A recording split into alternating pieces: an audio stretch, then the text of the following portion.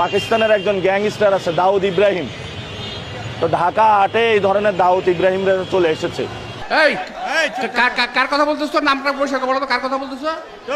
ওই বেটা, কার কথা বলতেছিস তুই? আব্বাস উদ্দিন ওরফে মির্জা আব্বাস। বাংলাদেশের সবচেয়ে বড় আলেম আল্লামা মির্জা আব্বাস। খালি উল্টা পাল্টার কথা কয়, মানে পায়ে পাড়া দিয়ে ঝগড়া করতে চায়। আমার বাসায় আপনারা এসে চা খাই যান, চা খান, নাস্তা খান, বিরিয়ানি খান, সব খাবো। জীবনে নিরাপত্তার হুমকিতে আছি। ও যে আগে বলে তুই কই আসিস, ঘরে আয়, তোর দেখে ছাড়বো, এখন বলে বিরিয়ানি খাওয়াবে, এটা বলে ডাকতে চায়।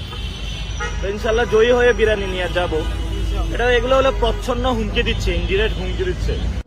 আমি বললাম যে সমস্ত কথা না বলে বাবা আমার বাসায় আসো, চা নাস্তা খাও, কথা বলি।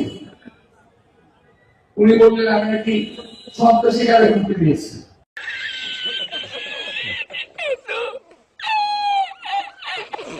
ওনাকে শিক্ষার্থীরা ডিম মেরেছেন, আপনারা বলেন ডিম মারলে কারো কি মাথা ফেটে যায়? মিডিয়া তো উপরে থাকে, নিচে দিয়ে এমনি ঘুষি দিছে, ইট পাটকেল নিক্ষেপ করছে। আমি একটা ডিরেক্ট বড় একটা সন্ত্রাসীর বিরুদ্ধে দাঁড়ায় গেছি।